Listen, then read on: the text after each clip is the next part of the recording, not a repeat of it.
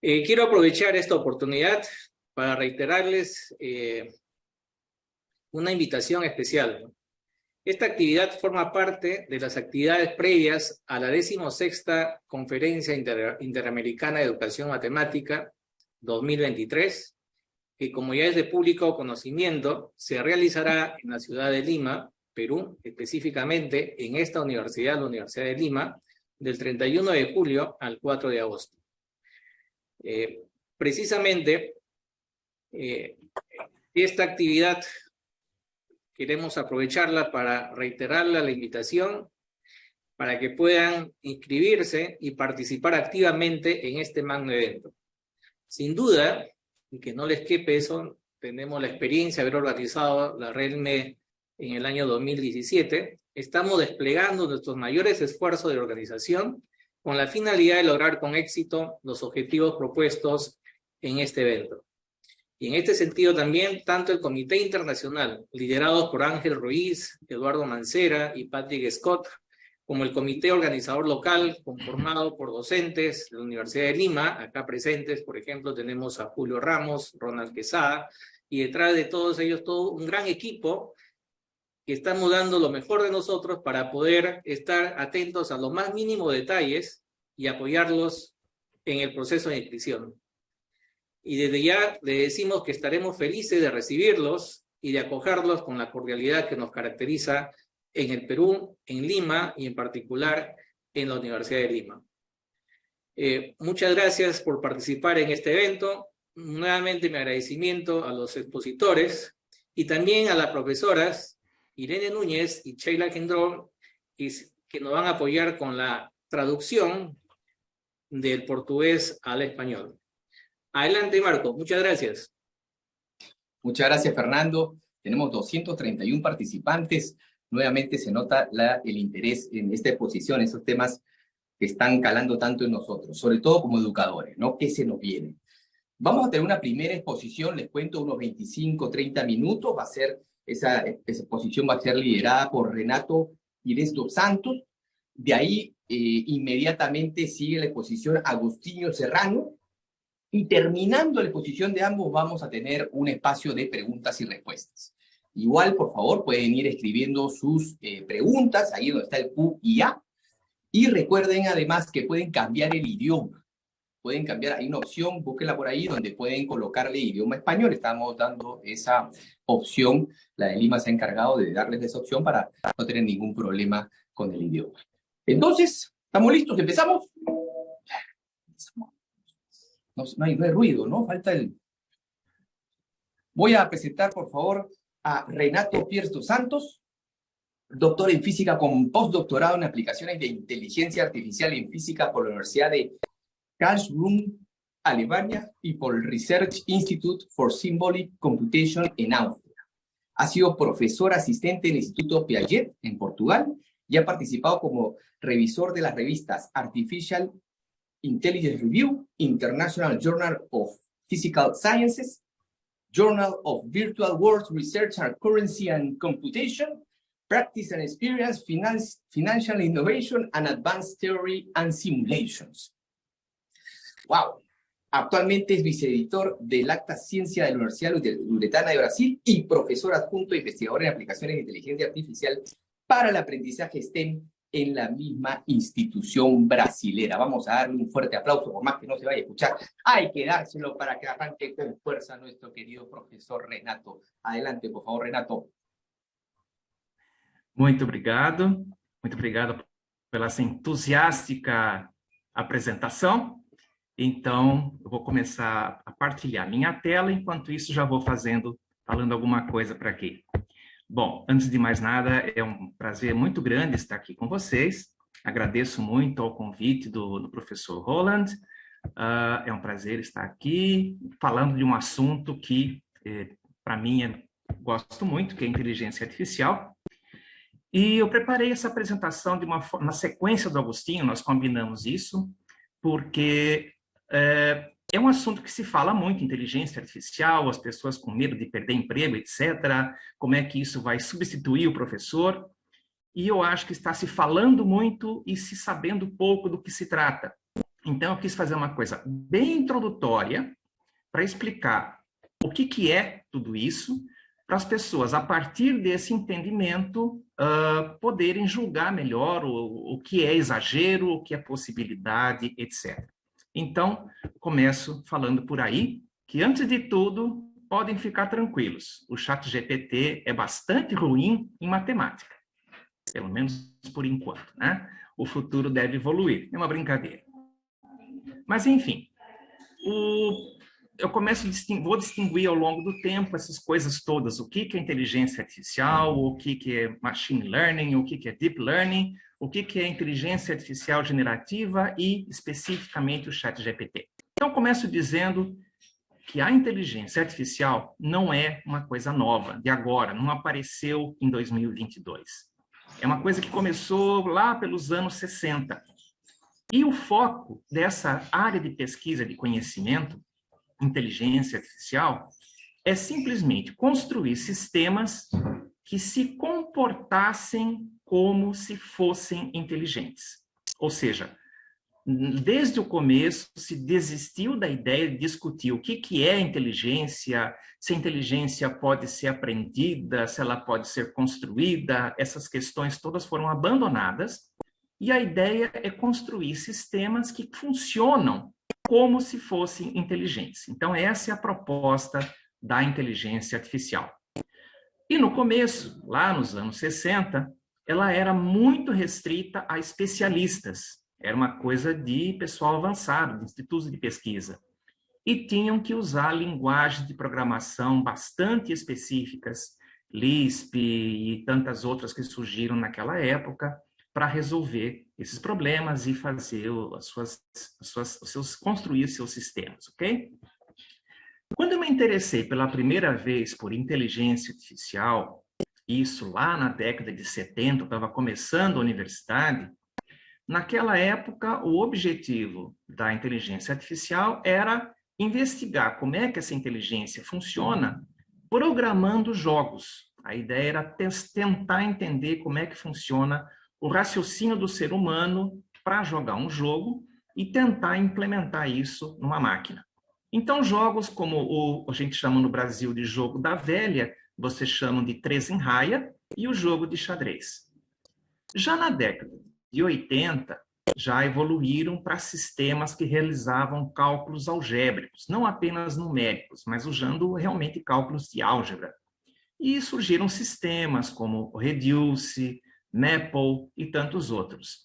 E uma coisa que foi uma grande novidade, uma coisa muito interessante naquela época, é que eles conseguiam fazer integrais indefinidas, integrais algebricamente, porque até então se fazia cálculos numéricos. Então, quando surgiram sistemas já baseados em inteligência artificial, que tentavam métodos de integração até conseguir resolver uma integral indefinida, foi um grande progresso.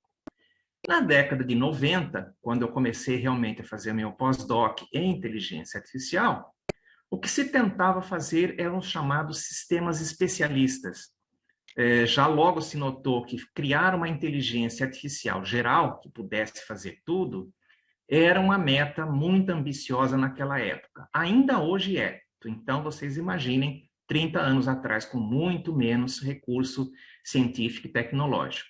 Então, eles fecharam mais a questão para tentar produzir sistemas que tivessem um conhecimento especializado. Por exemplo, um conhecimento de um médico, fazer diagnósticos de doenças, ou um sistema que imitasse um advogado, que produzisse uma peça jurídica, consultasse jurisprudência, ou mesmo físico. Um sistema que conseguisse analisar um problema de física e encontrar uma resolução para ele. Só que o problema é que, na época, se tentava codificar esses conhecimentos específicos dos especialistas à mão, usando aquelas linguagens de programação que eu mencionei. E logo descobriram que nem todo conhecimento se pode programar logicamente usando uma linguagem de programação.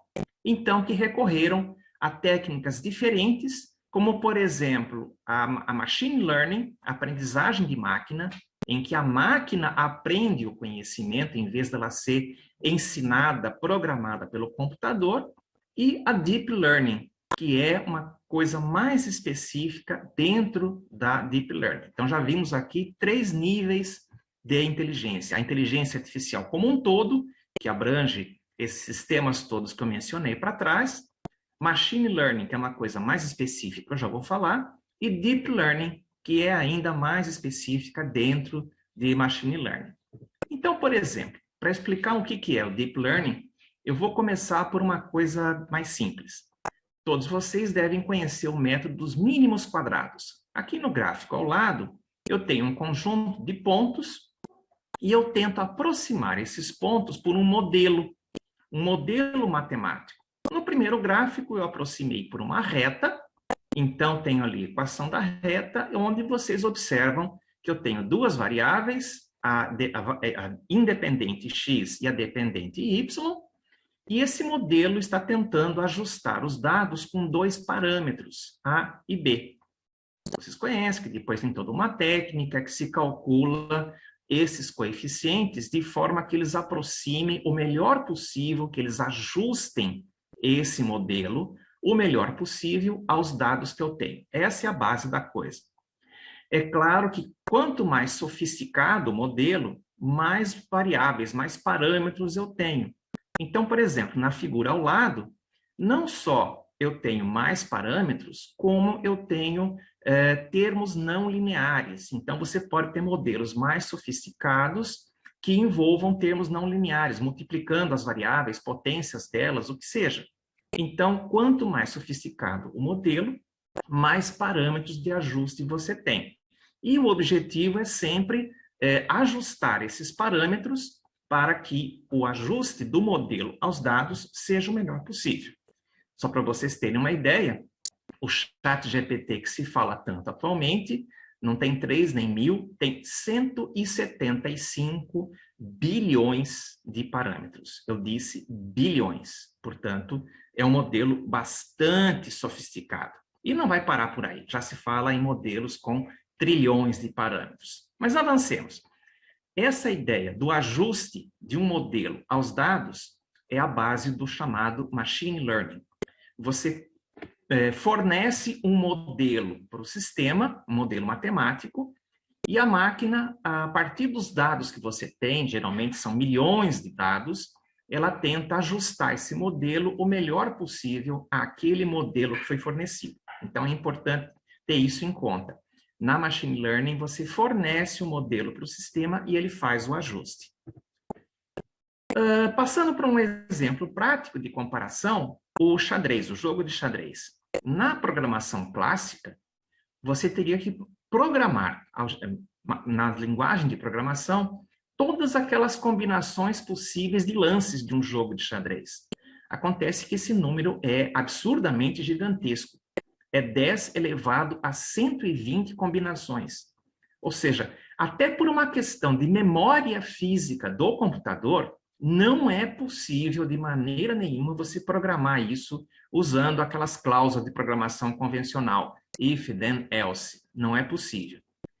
Por outro lado, naquela estratégia de criar um sistema especialista que joga xadrez, também não era muito viável, porque um grande mestre de xadrez, ele não sabe explicar como que ele joga o xadrez.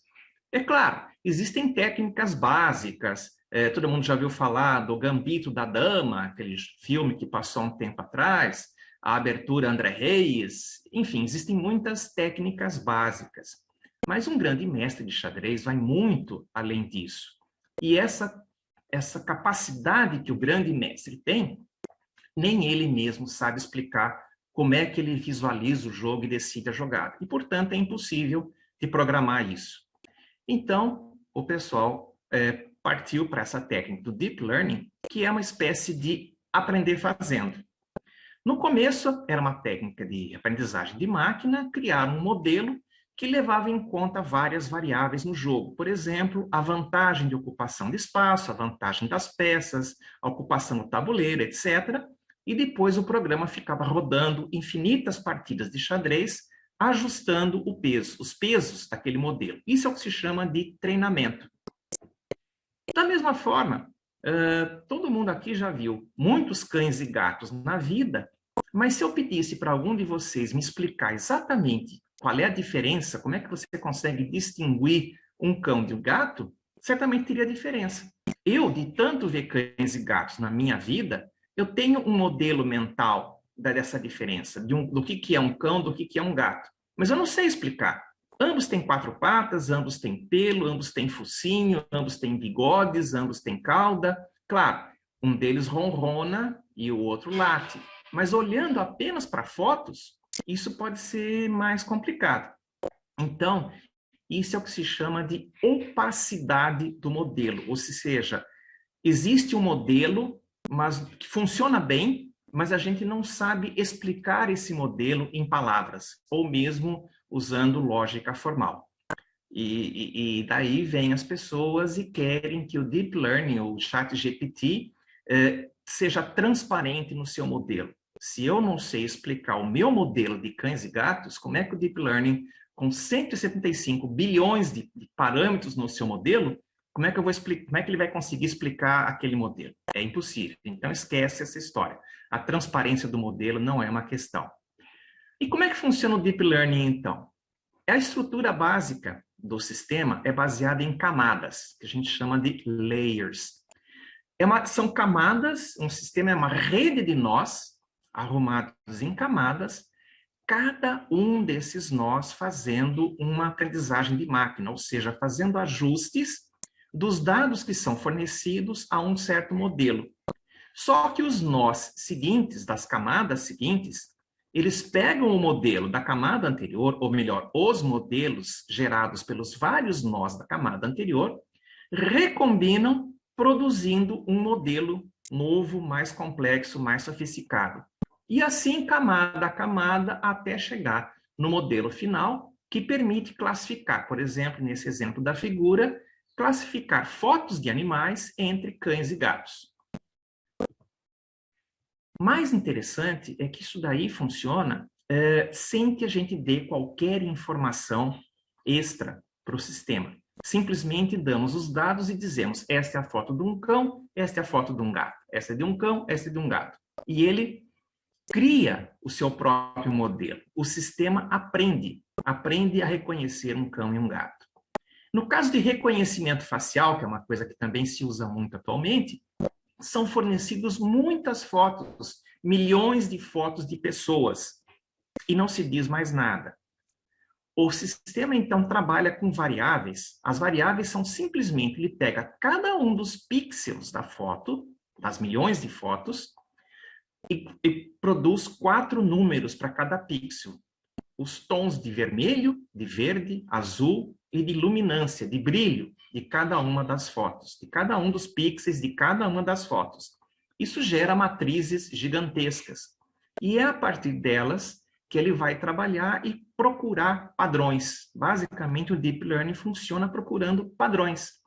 Então, vocês veem na figura ao lado, muito interessante, é que características emergem espontaneamente do modelo, dos modelos, da análise desses pixels.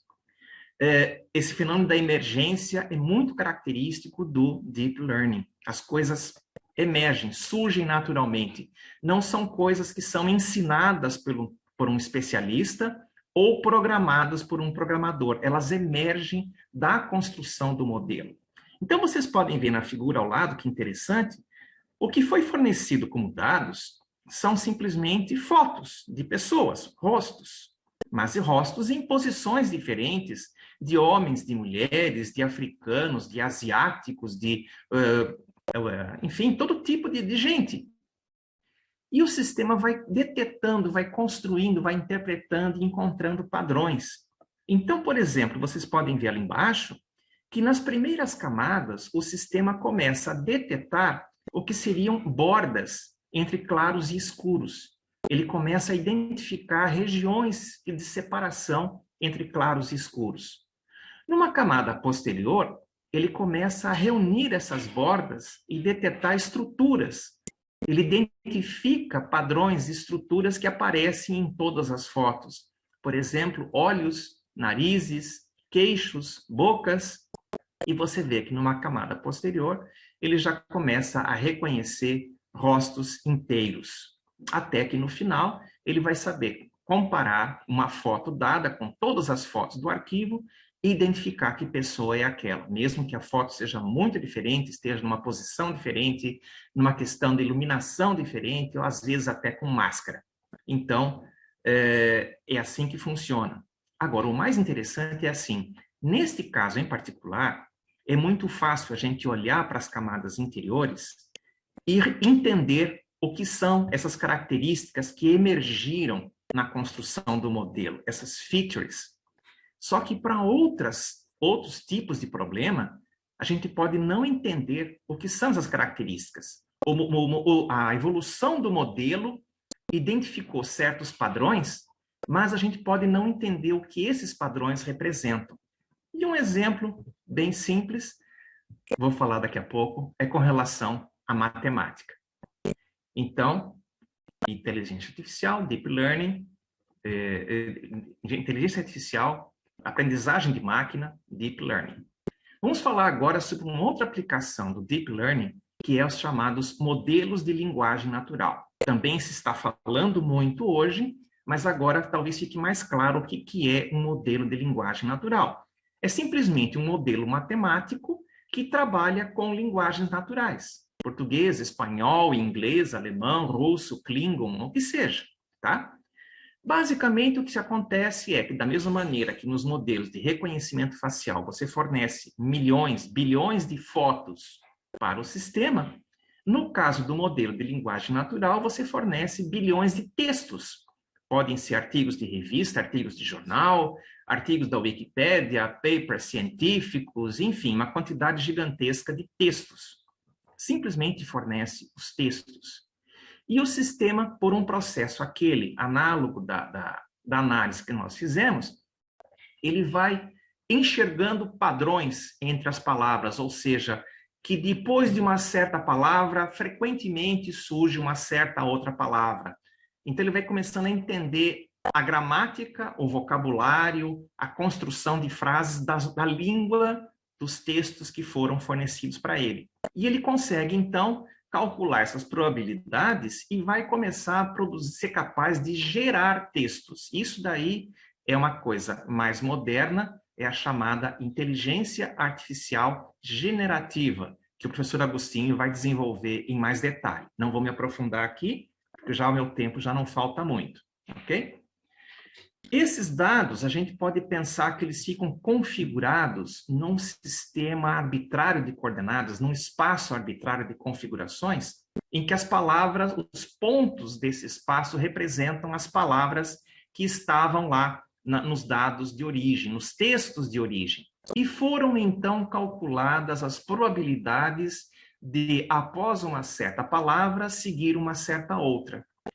Então, quando você faz uma pergunta, você faz um query, como se diz, você coloca uma pergunta para o ChatGPT, por exemplo, tem um módulo inicial que ele interpreta a tua pergunta e tenta encontrar palavras-chave, tenta entender, afinal, o que você está querendo, e a partir disso, ele começa a gerar uma resposta. E essa geração de resposta é simplesmente ele procurar naquele espaço de configurações de palavras dele e vai colocando, conectando cada palavra à palavra mais provável em seguida. Das palavras todas que estão conectadas com aquela, qual é que é a palavra mais provável, a partir daquela, a mais provável em seguida, e assim ele vai construindo uma frase, como vocês veem aqui no diagrama ao lado.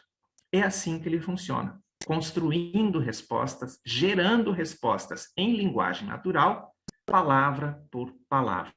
É claro que depois, lá na frente, tem um filtro que testa se essa resposta faz sentido, se não é uma resposta que não seja adequada, que envolva questões políticas, de gênero, racismo e etc. Ele filtra essa resposta, se a resposta é adequada, E se o sistema final achar que é adequada, ele escreve a resposta para ti. É esse o básico do ChatGPT. Não é mágica, não é uma caixa preta, é basicamente matemática, probabilidades, multiplicação de matrizes. Então, agora eu vou mostrar um exemplo avançado. A gente sabe que essa inteligência artificial generativa do ChatGPT não é boa em matemática. Ele foi treinado com textos, gente. Lembre-se disso. Ele foi treinado com textos. Ele não foi treinado especialmente com livros de matemática. Então, na verdade, essa capacidade dele de fazer cálculo matemático é uma habilidade emergente. Assim como várias outras coisas que apareceram que as pessoas não pensavam que ele fosse capaz de fazer, notou-se, descobriu-se que ele é. Ele programa em linguagens, ele traduz linguagem de programação, traduz um programa de Pascal para Python, de Python para outra linguagem qualquer. Enfim, essas coisas surgiram e são muito interessantes. Mas matemática realmente não é o forte dele. Como vocês podem ver, esse exemplo bem conhecido para aqui, resolver essa equaçãozinha 3x mais 4 igual a 11, ele encontrou uma resposta errada, 3. Enfim, não é o forte dele, ok? Ele não é um sistema de álgebra computacional como o MEPO. Ele não é uma calculadora. Não usem o ChatGPT, nem como o Google. Ele não é bom de procurar referências, ele fabrica se for preciso. Ele não é uma Alexa. Não peçam para ele contar piadas, porque ele é péssimo para contar piadas também, tá? E não é uma calculadora e muito menos um sistema de cálculo algébrico. Então, não peçam para ele fazer contas, que ele não faz isso. Aí que umas pessoas, para tentar resolver essa questão, têm sugerido, têm proposto conectar o ChatGPT a um sistema externo, como, por exemplo, o Wolfram, que é muito bom em cálculos e cálculos algébricos, etc. Mas aí há uma outra corrente que pensa, mas será que nós não poderíamos treiná-lo? Será que ele não poderia aprender matemática, física, química, etc., estudando a partir de livros e artigos especializados e fazendo muitos exercícios, como afinal nós aprendemos? Da mesma forma que nós aprendemos a falar ouvindo as pessoas falarem, nós aprendemos a reconhecer cães e gatos vendo cães e gatos e nos dizendo o que é o quê? Será que ele não pode aprender também matemática se ele for especialmente ensinado para isso? Parece que sim. Já há tentativas a respeito. Por exemplo, já há vários artigos que estão fazendo aplicações do Deep Learning em prova de teoremas, demonstração de teoremas, forma automática. Mesma coisa. Você fornece para ele uma quantidade enorme de demonstrações de teoremas, ele, de alguma forma, aprende alguns padrões de resolução, de demonstração de teorema, e começa a ser capaz de demonstrar teoremas também. E daí, eu termino com um questionamento. E se nós formos olhar nas várias camadas de um deep learning desses, que trabalha com matemática, com demonstração de teoremas, por exemplo, e as características que forem surgindo nas várias camadas não forem coincidentes, não forem exatamente iguais àquelas estruturas matemáticas que nós desenvolvemos ao longo dos séculos, aquelas estruturas matemáticas que nós conhecemos, que nós aprendemos, e se ele desenvolver coisas diferentes? Aí fica a pergunta, será que isso resolve aquela antiga questão se a matemática é pré-existente, é a chamada perspectiva realista, ou se a matemática ela é construída pelo ser humano, é a perspectiva construtivista? Será que essa constatação de que alguma inteligência artificial generativa, usando Deep Learning, construiu, identificou estruturas matemáticas que nós não enxergamos ao longo desses séculos? Será que isso resolve a questão? Não tenho resposta. Deixo com essas perguntas para vocês. Agradeço a atenção. Deixo aqui meu contato, caso alguém queira fazer algum questionamento posterior. Muito obrigado a todos.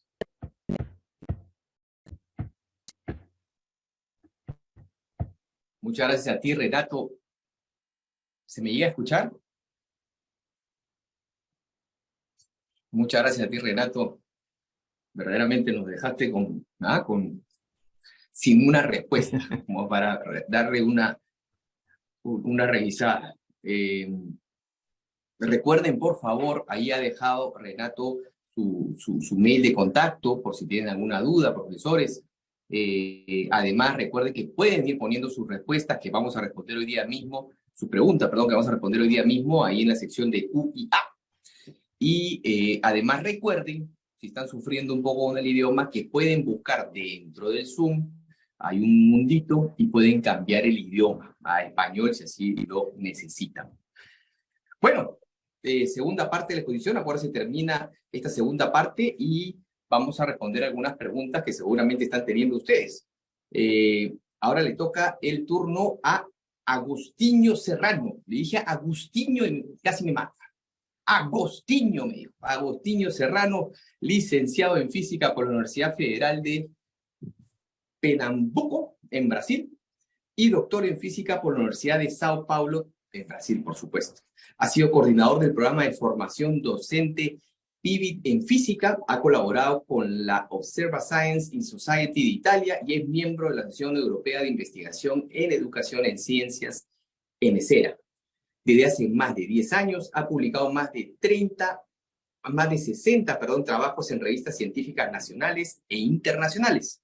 Sus intereses de investigación se centran en la utilización de tecnologías de la información en la enseñanza de ciencias, especialmente en el uso de simulaciones y modelado computacional para el aprendizaje de conceptos científicos. Actualmente es profesor adjunto en la Universidad Loretana de Brasil y también quiero pedirles un fuerte aplauso para que les empiece con todo el ánimo a Agustinho. Un fuerte abrazo. Adelante, por favor. Bom, eu acho que meu áudio está funcionando perfeitamente isso. Então, desde já agradeço. Eu gostaria já de dizer que, enquanto o professor Renato estava apresentando, eu colecionei algumas das perguntas que foram realizadas no chat e já coloquei algumas respostas, inclusive algumas dessas respostas gráficas sobre se o ChatGPT poderia melhorar em matemática, e já tem uma demonstração que sim, outra que o ChatGPT, se ele conseguiria fazer programas, e sim, também já coloquei uma resposta. Vamos deixar isso para a sessão de perguntas. Por hora, eu vou fazer minha apresentação, a minha parte. Então, eu acredito que todos estão vendo o material. A grande pergunta que eu faço, então, é que, o futuro já mudou. Com o advento do ChatGPT, em dezembro, o mundo realmente muda bastante e, consequentemente, toda a educação, tanto em matemática como em ciências. E como é que isso vai funcionar para nós? Então, a primeira coisa que nos permite dizer que o mundo mudou é que o ChatGPT, veja aqui que ele foi lançado, esse aqui é um gráfico que mostra quanto tempo um aplicativo demorou para atingir 1 milhão de usuários. Enquanto que o Netflix demorou 3 anos e meio, o ChatGPT conseguiu isso em meros 5 dias. Em 5 dias, ele partiu de 0 para 1 milhão de usuários. Hoje, ele tem em torno de 100 milhões de usuários diários. Ele tem, se essas reportagens saíram aqui no Brasil, o equivalente com certeza saiu para todos vocês, de todos os vossos países, em que o ChatGPT foi aprovado em exames de medicina, de direito, de gestão. E isso foi a versão chamada versão 3.5, que é uma versão anterior, foi a versão que foi lançada. Nós já estamos na versão 4.0, que é superior. Esse é um teste de QI que foi feito, e foi avaliado por um grupo de psicologia cognitiva, mostrando que, basicamente, digamos assim, alunos de graduação têm um QI médio de 108.5, professores de 113.4 e o ChatGPT consegue um QI de 132, né? Existem vários testes diferentes, várias formas de você medir de forma diferente, mas é a primeira vez que um sistema de inteligência artificial consegue um resultado tão impressionante.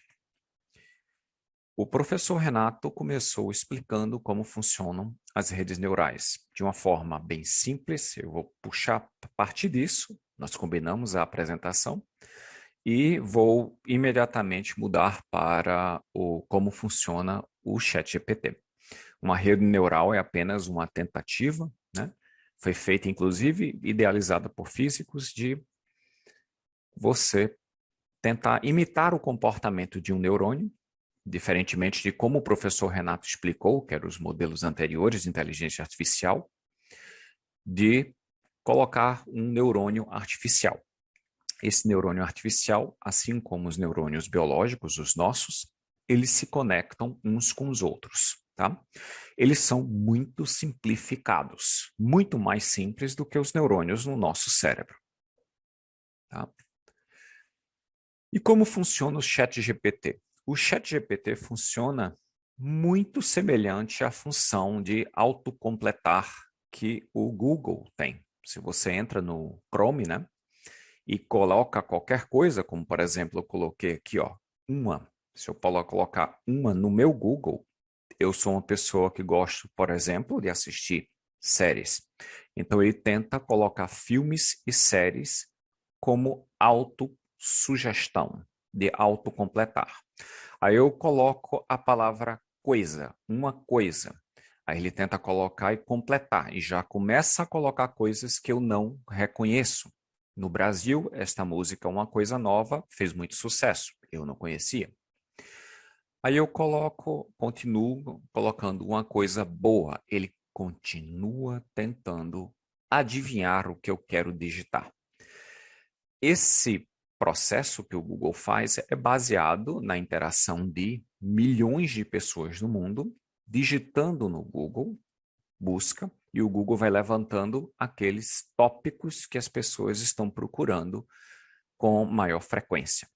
É assim que funciona o ChatGPT. Apenas não é da Google e não sabe o que é que nós estamos procurando com frequência, mas ele tenta apenas adivinhar a próxima palavra. Então, matematicamente, o ChatGPT tem na realidade, trabalha com a quantidade enorme, né, de dados, né, de diferentes fontes. Em geral, essas fontes tentam-se ser fontes fidedignas, como a Wikipedia, e não apenas textos do Facebook, do Twitter, né, com mais ou menos milhões de páginas de texto. É uma etapa que é chamada de pré-treinamento. 800 gigabytes de texto. Depois, esses textos são transformados em tokens, que são pedaços de significados, tá? Que você pode pensar aproximadamente que uma palavra e meia é um token, porque nós temos que colocar os artigos, as preposições, e isto não necessariamente entra como um significado à parte. Depois disso, é uma etapa bastante cara, bastante custosa, é treinada a rede neural, aquela rede neural que o professor Renato explicou, que tem várias arquiteturas diferentes. Existe, portanto, um mapa, geração de um mapa, né, de palavras no espaço matemático, onde a distância entre os elementos é proporcional à probabilidade de que eles apareçam juntos. Então, ele analisa, pense que ele analisa todo o texto da Wikipedia, de enciclopédias, de literatura. A versão original foi treinada a 3.5 em língua inglesa, preferencialmente. A versão 4.0 também foi treinado com outras línguas. Infelizmente, não português, mas sim foi treinada com espanhol. Então, literatura específica dos países que falam espanhol foi colocada dentro do treinamento. Depois, a própria rede captura a semântica e a lógica da linguagem, né? E aplica-se um elemento curioso chamado temperatura, que é aleatório. quando se tenta dar uma característica determinística próxima à palavra que ele vai prever, nós, humanos, nós não gostamos do texto. Nós gostamos que o texto tenha algo aleatório, que mude um pouquinho a palavra, que soe diferente. Então, mais ou menos, isso é baseado, inclusive, numa apresentação feita pelo Wolfram, que é um sujeito muito inteligente. Então, veja que a frase que está em inglês, né? A melhor coisa sobre inteligência artificial é sua habilidade de. Então, digamos que no modelo dele, a palavra aprender tenha 4,5% de chance de ser a próxima, predizer tenha 3,5% de ser a próxima, e assim por diante. Então, a temperatura, em geral, fica em torno de 80%, ou seja, 80% das vezes a palavra que ele vai usar é aprender. Mas em 20% das vezes ele coloca uma das palavras menos prováveis. Embaixo você está vendo um quadro dos modelos de linguagem, né, que é disso que nós estamos falando, até dezembro de 2022. Você vai ver que o GPT-3 está ali em vermelho. Tá? Ele tem 175 bilhões de parâmetros e tem outros modelos concorrentes. Tem o Palm da Google, tem o MTNGL com 530 bilhões de parâmetros. Tá? Todos esses modelos são modelos espalhados pelo mundo, treinados por países como países europeus, Israel, China tem 2 modelos grandes, fora outros. Então, simplesmente é o que está acontecendo. Nós estamos falando do ChatGPT, porque ele foi o primeiro a abrir as portas para o público. Tá? Então, ele faz esse mapeamento semântico das palavras, né, e depois percorre um caminho que pode ser visualizado, inclusive, de forma gráfica, uma trajetória em 3 dimensões. Na realidade, um matemático tem mais chances de compreender como funciona o ChatGPT do que qualquer outro profissional, com exceção, é claro, as pessoas que trabalham com redes neurais. Mas o trabalho deles, o que eles trabalham é com probabilidade e estatística, tá? E álgebra linear. A própria explicação da arquitetura do ChatGPT é uma aula de matemática muito boa. Quais são as funções básicas, né, do ChatGPT? Ele busca, ordena, extrai, agrupa, resume, produz e reescreve texto. Ele também tem as chamadas propriedades emergentes, que o Renato tocou, é um mistério. Existem aproximadamente 137 ou mais mapeadas. São propriedades que surgem à medida que o modelo vai ficando muito grande. Não aparecem em modelos pequenos, só em modelos muito grandes, como detecção de padrões abstratos, realização de inferências e deduções e assim por diante. Nós ainda estamos tentando entender como isso funciona. E é um campo de pesquisa muito curioso. Esta é uma frase lançada pelo Geoffrey Miller, que na realidade impacta muito a gente na educação. Muito de nós estamos familiarizados com o ChatGPT. O GPT-4, quando ele publicou, ele diz, vem no final do ano. Na realidade, já chegou. Se você é um pai com crianças com menos de 10 anos, eles irão viver e trabalhar junto com talvez o GPT-20 ao 60. Como nós estamos preparando essas pessoas para esse mundo? Essa é uma pergunta. E nós somos educadores, é onde nós entramos. Os modelos como o ChatGPT, que prevêem a próxima palavra numa frase, eles trabalham com diversos parâmetros, né? Minha apresentação vai ficar disponível depois para quem quiser poder olhar. Então, esses parâmetros têm número de cabeças de atenção, tamanho de vocabulário, número de total de parâmetros, que foi o que o Renato indicou. O número total de parâmetro, por exemplo, do ChatGPT é 175 bilhões. Depois tem uma estimativa, isso não foi confirmada pela empresa, mas que o GPT-4 tem desculpe, eu botei 1 bilhão, mas é 1 trilhão de parâmetros. Tá? Então, ele naquele gráfico que eu coloquei antes, ele mais ou menos corresponde com essa figura que eu coloquei em marrom, tá? Ele é maior do que os outros, né, concorrentes, e realmente surpreendeu bastante o mundo.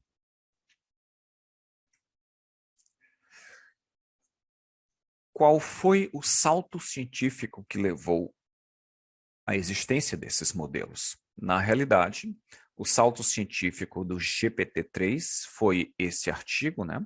Modelos de linguagem são aprendizes rápidos. Então, existe uma característica nesses modelos de linguagem chamado Zero Shot Learning, ou seja, eu posso pegar uma questão absolutamente nova, que ele jamais viu, colocar para ele e muitas vezes ele acerta de primeira. Não precisa maiores explicações. Essa é uma das chamadas propriedades emergentes. E o GPT-4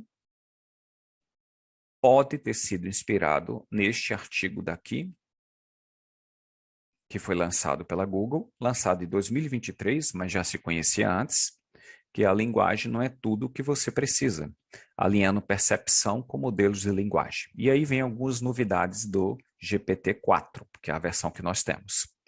Na versão do GPT-4, neste artigo da Google, ele é capaz de compreender, o professor Renato tocou nisso, mostrando mais ou menos como se compreendia o que era um rosto, e agora eles entendem. Então, por exemplo, na imagem do slide diz o que está nessa figura, e uma figura que a gente chamaria de ilusão de ótica.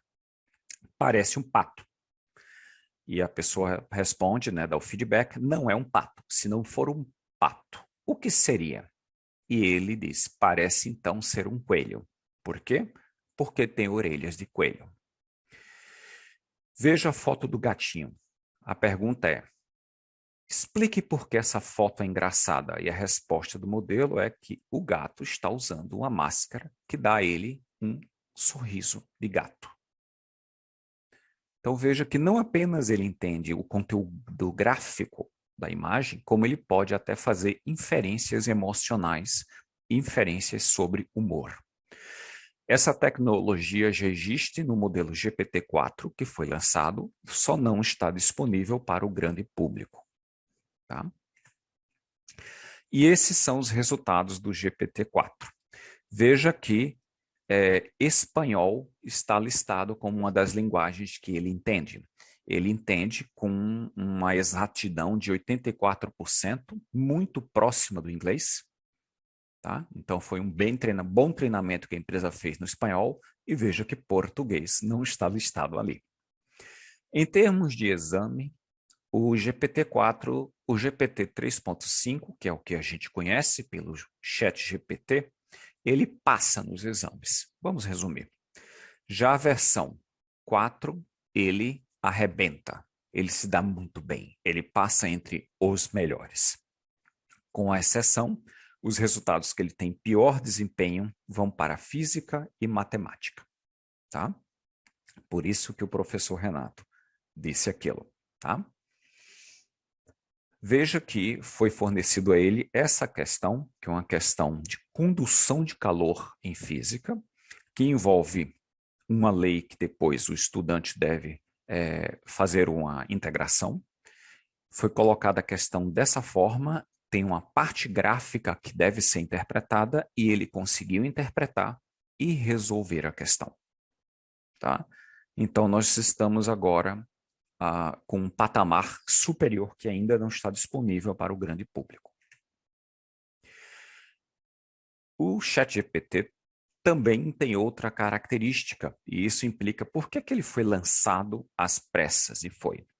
Porque ele está aprendendo com o público. Toda vez que nós fazemos perguntas ao ChatGPT, ele está aprendendo com nossas perguntas, não diretamente.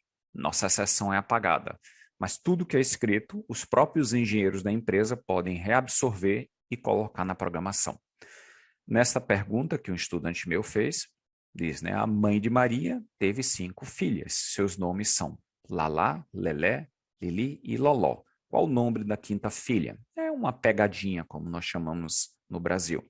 Obviamente, a Maria já foi anunciado. ele não sabe a resposta. Isso foi aproximadamente no início de janeiro. Para o final de janeiro, eu fiz a mesma pergunta para o mesmo sistema. E ele respondeu corretamente que o nome, por dedução, tem que ser Maria. Então, mostra que o mesmo modelo está aprendendo. E o impacto na nossa sociedade. Este foi um artigo feito por empresas de consultoria grande, indicando que na América Latina já está sendo usado para marketing, vendas, operações, engenharia, risco jurídico, recursos humanos e otimização de tarefas. Também estão já presentes nas chamadas redes sociais. Aqui está, do lado esquerdo, uma brincadeira, que além desses modelos como o ChatGPT, tem modelos que geram imagens, como, por exemplo, o Midjourney. E a menina fala, né? Um artista, será que está me desenhando? E no caderno dele, ao invés de você observar o esquema de um desenho, você vê o comando que você pode digitar no Midjourney para tentar reproduzir uma mulher, mais ou menos por volta dos 30 anos, com cabelos ruivos. Eu digitei este comando antes da apresentação e obtive essa resposta na versão gratuita. Eu digitei exatamente o que está escrito ali. E isso é o que eu tive de resposta. 4 opções para o ver. Então, isso já está presente na nossa cultura. E como isso tudo nos impacta, né? Será que eu perderei o meu emprego?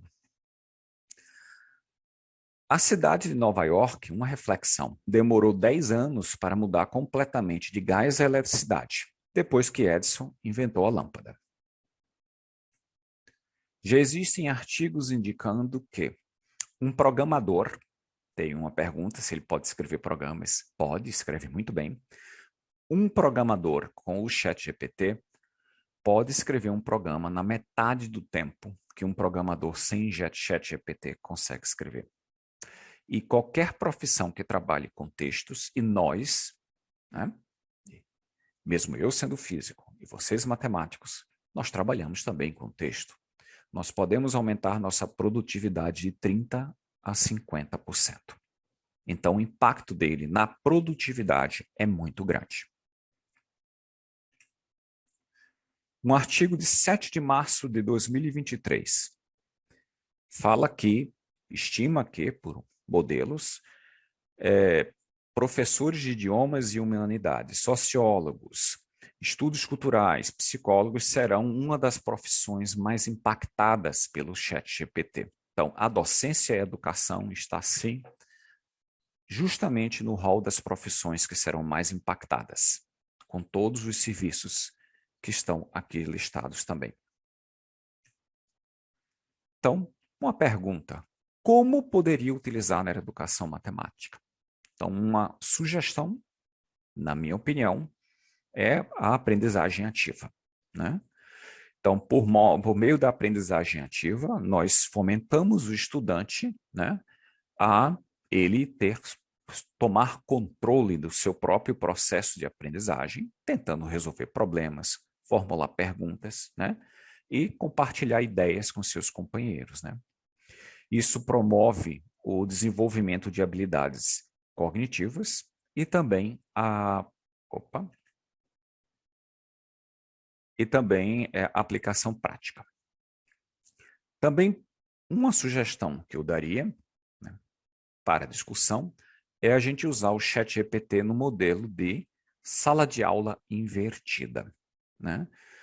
Permite aos alunos estudar em seu próprio ritmo em casa. O professor dá uma tarefa, essa tarefa é estudar em casa. Em geral, essa etapa de estudo para implementação de sala de aula invertida, que já é um modelo antigo, é complicada, porque o professor deve preparar o material que o estudante utilizará em sala de aula. Mesmo que sejam vídeos ou simulações, tem que ter muito cuidado.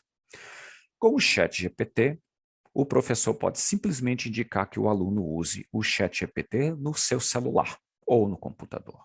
Então, o aluno traz para a sala de aula o resultado da utilização e da conversa com o ChatGPT. tá? Isso diminui, faz com que o professor não tenha que fazer esse preparo prévio em sala de aula, do que o aluno utilizará antes de entrar em sala de aula, né? E eu trago um exemplo que uma estudante minha utilizou na cidade de Fortaleza, está ali no mapa, ok? Ela é uma professora de escola pública da cidade de Fortaleza, que é uma cidade que tem bolsões de desenvolvimento e também bolsões de pessoas que estão em condições de menos desenvolvimento, né? Como praticamente qualquer cidade da América Latina. Então, essa é uma foto, inclusive, da comunidade que ela trabalha em Fortaleza. Então, aqui está um relato dela, né? Pedia aos estudantes que escrevessem um informe da sua seguinte atividade que ela passou. Os estudantes queriam fazer vídeos de TikTok sobre a temática de estatística. E ela disse, utilize o ChatGPT para auxiliar nessa atividade. Tá? Ela é professora do 9º ano do ensino fundamental, ensino básico brasileiro. Tá? E ela relata que descobriu que o ChatGPT respondeu aos estudantes adaptando-se à forma que fizeram a pergunta. Uma estudante ou um estudante gosta mais de discutir a teoria da matemática. Sempre foi a postura dele em sala de aula. E o ChatGPT deu respostas e sugestões de vídeos onde isso era discutido. Outro estudante, uma ênfase maior na vida cotidiana ou como a matemática se aproxima da sua vida cotidiana. E o ChatGPT respondeu com sugestões de como vídeos poderiam mostrar o papel da estatística na vida cotidiana. E o terceiro estudante é um estudante que ela me falou, professor, esse estudante é uma menina que ela gosta muito de coisas que sejam criativas. E o ChatGPT respondeu, deu sugestões de como fazer vídeos criativos. Nem tudo são flores. Um dos screenshots do celular indica que eles não tinham conexão, mas depois eles insistiam e conseguiam. E aqui é uma resposta escrita pelo próprio ChatGPT à estudante 3. Veja que já fala um vídeo interessante e atraente sobre matemática e estatística, né? Então, fala de como deveria ser feito o script desse vídeo. Tá?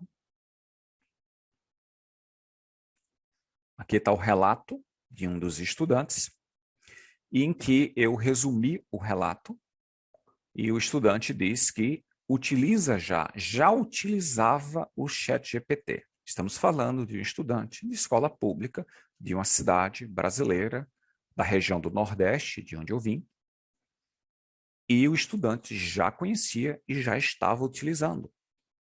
Então veja que professores provavelmente não estão nem cientes de que os alunos já estão utilizando. Provavelmente até mesmo os seus alunos.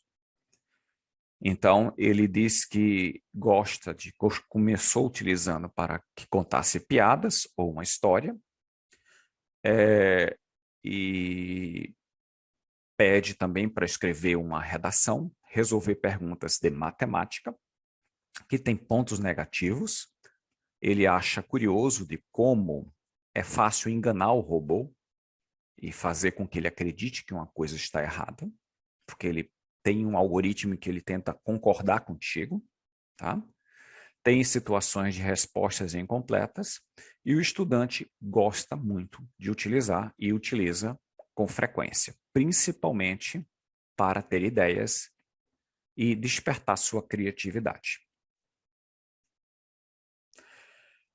Com isso, depois eu vou pedir para que, quando atingir meu tempo, podem falar, tá? Eu, junto com o professor Bruno Campelo, da Universidade Federal de Pernambuco, né, escrevemos um artigo, depois eu vou colocar no final, sobre uma teoria que pode dar conta para a gente entender como tudo isso está funcionando. é a teoria de mediação cognitiva em rede. Essa teoria postula que a grande vantagem evolutiva do nosso cérebro é exatamente utilizar mecanismos externos ao nosso cérebro, que não estão aqui, para ampliar a nossa cognição. Isso tem acontecido há muito tempo. E o ChatGPT é apenas mais uma ferramenta que o nosso cérebro inventou. Um exemplo muito ligado à matemática. Na primeira mediação, é a mediação psicofísica.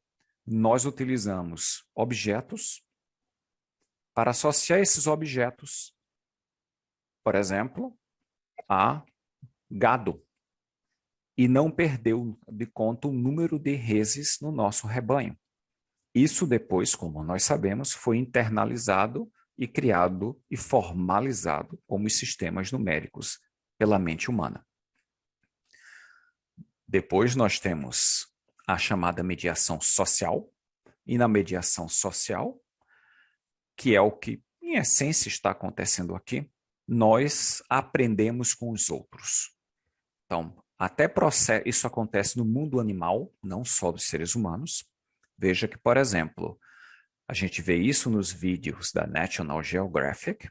Você vai ver um cervo correndo, todos estão pastando, um começa a correr, toda a manada começa a correr. Ele começa a correr porque avistou um leão. Os outros não precisam ver com seus próprios olhos o leão. Eles correm porque aquele correu. Então, nós delegamos a tomada de decisão do nosso cérebro para outro. Processamento externo. Culminamos com a mediação cultural, livros, sistemas simbólicos que permitiram, inclusive, a matemática avançada. Chegamos numa fase relativamente recente da mediação hipercultural, onde os computadores já tomavam decisões por nós. Veja o Waze, veja o Google Maps. Eles dizem, basicamente, qual o caminho que devemos percorrer, né, quando estamos guiando. Então, os computadores já faziam isso. E agora nós chegamos, provavelmente, numa próxima mediação, que vamos chamar de mediação sofotécnica, onde existe uma construção do conhecimento através de interação em linguagem natural. A grande vantagem do ChatGPT e desses modelos de linguagem é que você programa ela, você se comunica com ela com a sua própria língua. Então, quando eu invento uma nova linguagem, seja C, seja COBOL, Fortran, antigas, eu tenho que criar códigos para o computador entender essa linguagem. Ao treinar uma rede neural em linguagem natural, eu tenho tudo o que existe de livros, teorias, etc., que funcionam como rotinas que eu posso dar a ele aprender a utilizar. Provavelmente, esse vai ser o futuro mesmo do nosso computador. A gente vai estar conversando com o nosso celular e dizendo que tarefas a gente quer que ele faça. Tá? Então, acredito que nossos alunos deverão compreender, para este novo mundo, como funciona a inteligência artificial, ser consciente de suas limitações. Veja que o estudante anterior já estava desenvolvendo essa consciência espontaneamente, e escrever e falar de maneira que a inteligência artificial dê a ele o que ele quer, operando dentro de suas limitações. Então, essas competências vão fazer, provavelmente, uma diferença muito grande para aquele indivíduo. Como conclusão, tá?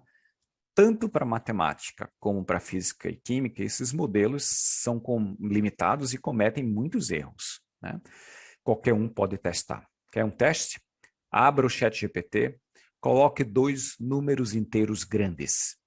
Pode colocar 2, 3, 2, 3, 2, 3 multiplicado por 4, 5, 4, 5, 4, 5. Ele erra. Tá? No entanto, existem interfaces que fazem com que eles se comuniquem, como o professor Renato já disse, com Wolfram Alpha, né, que é muito bom em matemática. Acredito que toda educação, incluindo a matemática, vai mudar profundamente de forma que a gente mesmo não vai reconhecer nos próximos anos, né? E que os ganhos e limitações disso tem um artigo que eu vou colocar mais no final. E eu digo a todos, bem-vindo a este novo mundo, né? Uma brincadeira que eu faço são os extremos anos 20. Aconteceram a mesma coisa, veja nas imagens, em 1920. Eles também tiveram uma pandemia de influenza em 1918, só para registro. E foi considerado os anos extremos, e nós estamos repetindo o que aconteceu um século passado. Tivemos uma pandemia e agora temos esse advento que é disruptivo na educação. Aqui está uma foto do artigo, o meu e-mail para contato, tá? E encerro a apresentação, abrindo para perguntas. Já colecionei as perguntas que tinham sido feitas com o professor Renato e posso também começar a respondê-las. Com a palavra, os nossos apresentadores. Agradeço imensamente também o convite, desde já, e sinto-me honrado de estar falando para um público tão diverso na América Latina.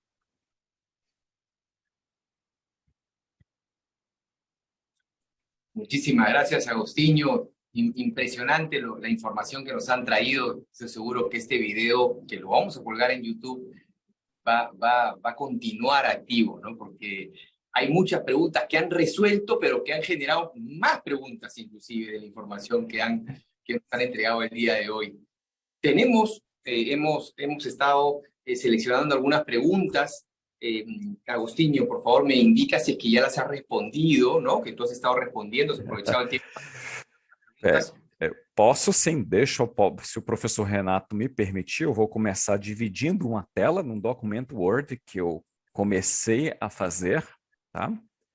Está aqui. Isso foi o que eu selecionei rapidamente, eu leio durante a apresentação do professor Renato, né? Uma pergunta do Matias: por que o ChatGPT não é bom em matemática, né? Pode melhorar? Eu disse a brincadeira, né? Faça qualquer coisa, por exemplo, se você pedir ao ChatGPT, né? Calcule 232323 multiplicado por 454545, a resposta provavelmente estará errada. Mas próxima, os dígitos vão ficar muito próximos. Mas ele vai errar muitas vezes na potência, tá? É muito interessante, porque ele é um modelo de linguagem. No entanto, ao ler a pergunta, colecionei isso daqui que foi feito por um sujeito que já tem acesso a um novo recurso do ChatGPT, que é um vínculo com o programa Wolfram Alpha, né? E ele pede isso, né? Qual a derivada de seno a quarta de x? Faça a derivada passo a passo. E veja que o ChatGPT individualmente já coloca, usei Wolfram. Quando ele chama automaticamente a rotina, você não precisa dizer a ele para chamar. Ele reconhece a própria limitação, chama a rotina e tem o resultado. Além disso, ele pede, você pode fazer um gráfico? Imediatamente, ele coloca o gráfico. E ele compreende a informação gráfica. Como eu mostrei nos meus slides, ele consegue compreender o gráfico, então ele pode falar do formato da curva e outros elementos gráficos. Isso é muito interessante. Em um outro teste feito pelo professor Ethan Mollick, ele fez uma pergunta semelhante e disse, bom, agora eu quero que você não use o Wolfram Alpha, para ver o que ele ia fazer. Ele escreveu um código em Python e ele também tem nessa interface uma interface com compilador Python. Escreveu o código em Python para resolver o problema, mandou para o compilador retornou e ele apresentou a resposta correta. E isso feito automaticamente sem intervenção do usuário, tá? Então isso é uma coisa interessante. Outra pergunta interessante foi essa feita de forma anônima, né? Existe uma competição entre os diferentes provedores, né? Será que deveríamos regulamentar? Bom, essa é uma resposta, uma questão em aberto que toda a sociedade, cada sociedade deverá pensar, né? Minha opinião pessoal é que não, a gente precisa, na nossa América Latina, né, de maior abertura à tecnologia para nos desenvolvermos. No Brasil, nós tivemos uma coisa chamada reserva de informática, que impedia a importação de computadores. Isso atrasou muito o desenvolvimento de tecnologia de informação no Brasil e eu não gostaria de ver isso de novo. Portanto, veja que a Índia conseguiu desenvolver um parque tecnológico fantástico e nós poderíamos, na América Latina, ter tido acesso a isso. Finalmente, um último, né? Será que se é possível detectar se o aluno utiliza ou não? Não, é praticamente impossível. Já vou adiantar para vocês, é praticamente impossível, tá? Existem ferramentas que prometem poder detectar, elas só detectam textos muito básicos, com pouquíssimas garantias, erram de 30% a 50% das vezes.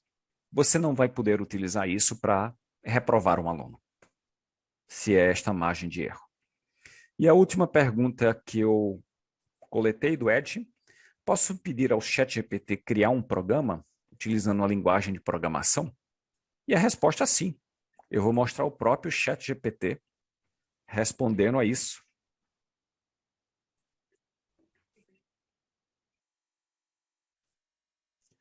Tá aqui? O que foi que eu pedi? Por favor, me faça uma simulação para simular o problema de dois corpos celestes.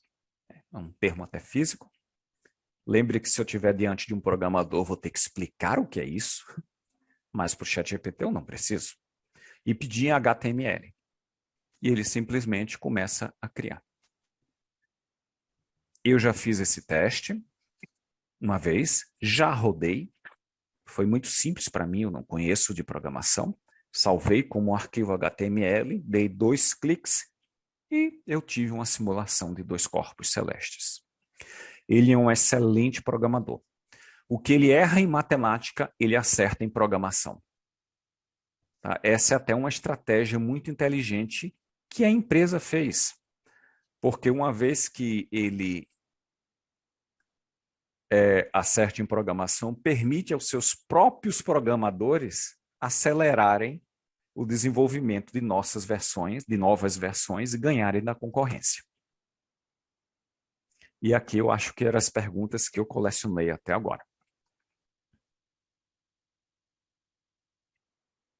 Son muy parecidas a las mías. Déjame ver si es que tenemos alguna. Dice David Marr, experto en el sistema virtual de la visión para robots, hace un uso de la teoría de wavelets, teoría que utiliza el procesamiento de señales e imágenes. Dime si la han respondido, perdón. ¿Tienen ustedes alguna novedad actual sobre el desafío de construir un cerebro artificial que se aproxime lo mejor posible al cerebro humano? Essa é uma pergunta bastante interessante. Eu vou convidar o professor Renato para também responder. Eu acho que eu já falei bastante. Renato, por favor, pode participar. É aquilo que eu disse desde o começo, né? A chamada inteligência artificial, ela não tem a pretensão de criar uma inteligência de verdade. Ela pretende, porque até nós não sabemos o que é inteligência. Aparentemente, inteligência é um fenômeno emergente que aparece em sistemas complexos, mas também não se tem certeza sobre isso. Não se sabe se tem uma origem biológica, uma origem divina, ou se é simplesmente uma propriedade emergente de sistemas complexos. Então, essa questão já foi abandonada lá nos anos 60 e o que eles querem fazer são sistemas que simulem inteligência.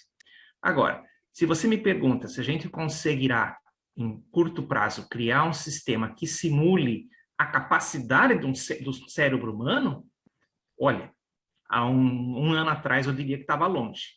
Agora eu diria que está perto.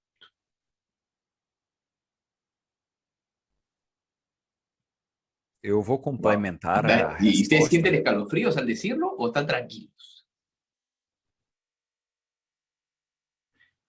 Olha, eu vou dizer para mim, respondendo, que eu estou Altamente. relativamente tranquilo. O próprio ChatGPT, eu conversei com ele.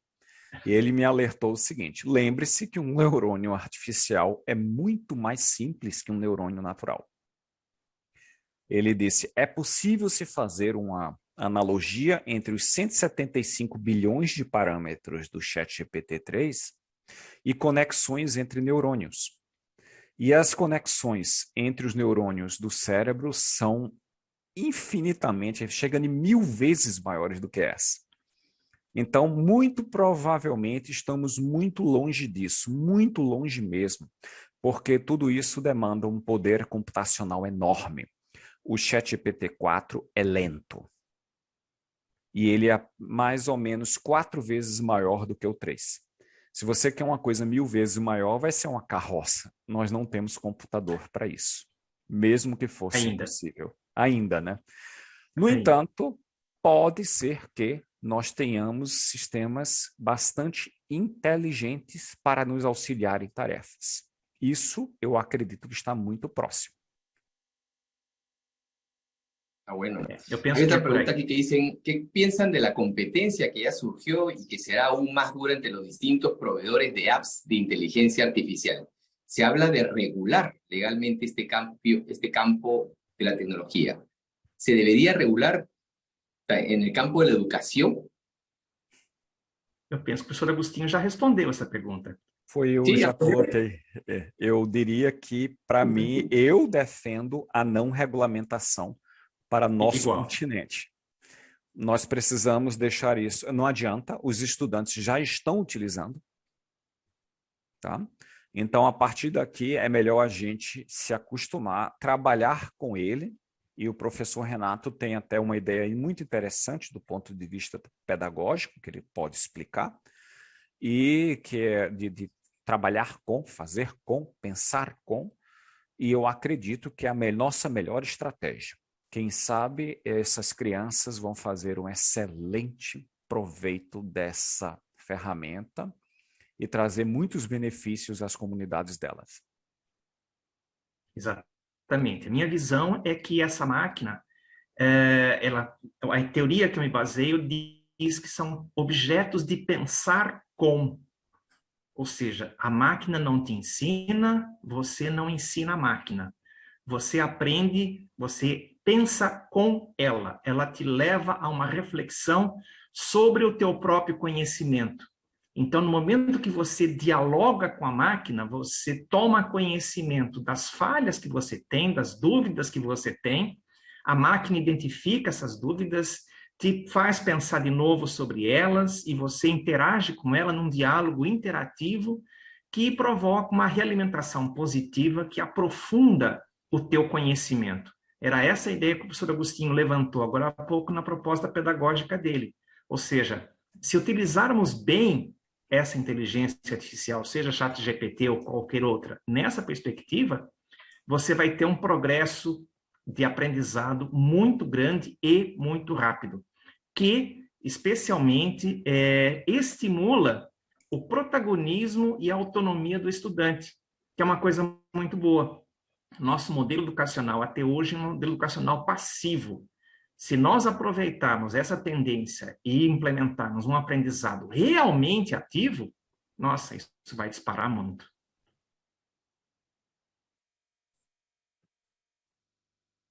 Interesante, interesante, y podríamos estar mucho tiempo hablando de este tema. Bueno, agradecerles. Antes de terminar esta reunión, hemos abarcado buena cantidad de preguntas. Recuerden, por favor, que pueden también contactar a los ponentes que tan amablemente han compartido su información. Me gustaría pasarles un breve video, no dura más de 3 minutos, de una información interesante que todos los que estamos acá presentes debemos conocer. Por favor, adelante con el video.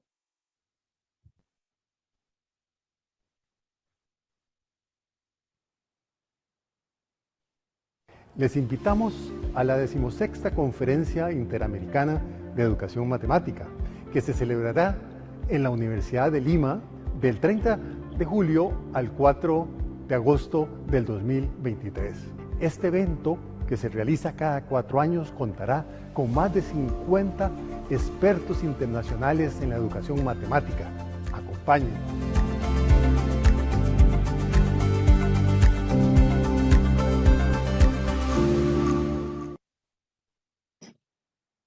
Bueno, ahora sí, a todos los asistentes, estoy seguro que se han llevado una excelente enseñanza, mucha información, en buena hora que nos van a poder compartir esta información, y nuevamente darles un fuerte aplauso a Renato y a Agostinho por ser tan amables y habernos brindado este valioso tiempo. Quiero cerrar el evento del día de hoy, por favor, con unas palabras finales. Si es que Julio desea comentar algo.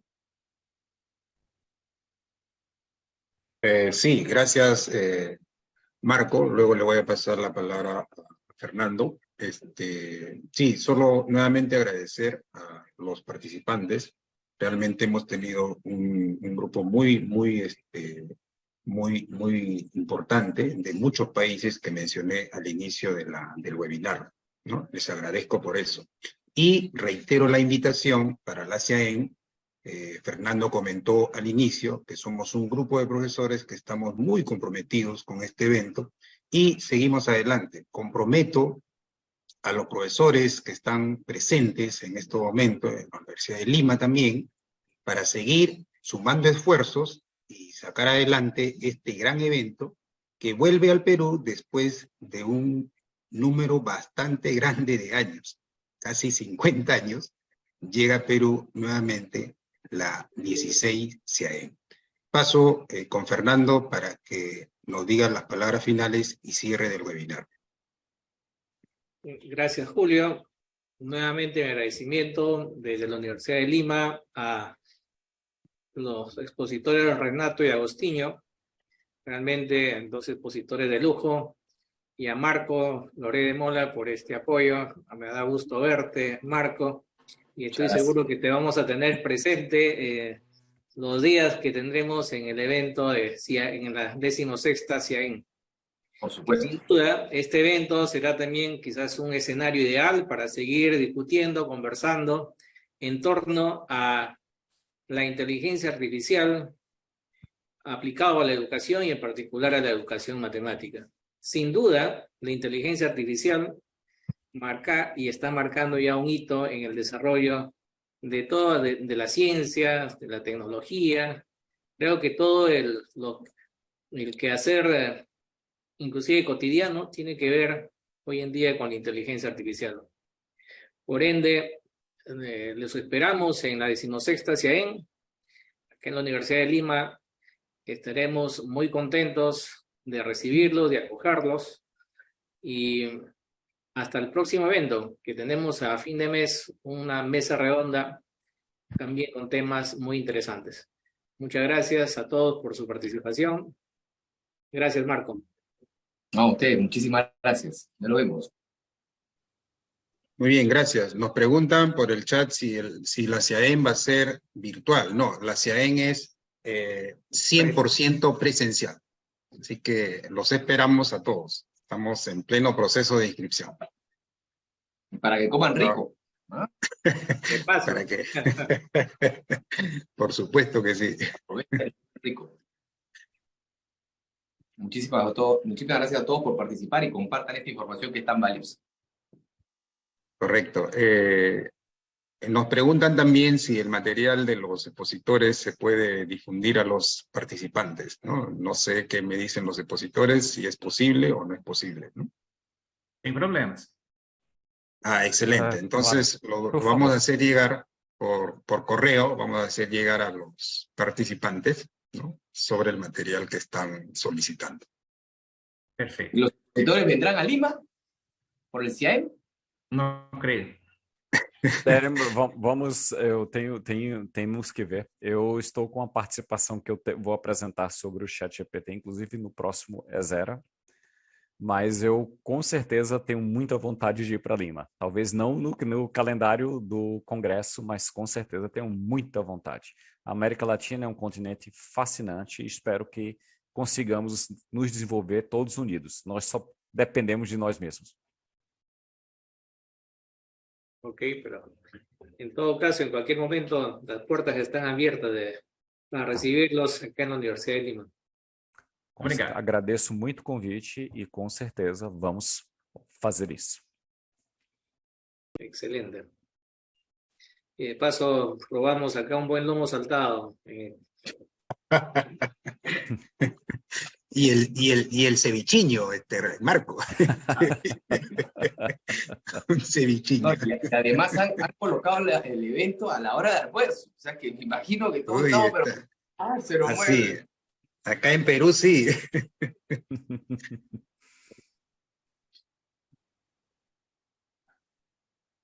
Bueno, muchísimas gracias, expositores. Un fuerte aplauso, un fuerte abrazo, un gusto conocerlos.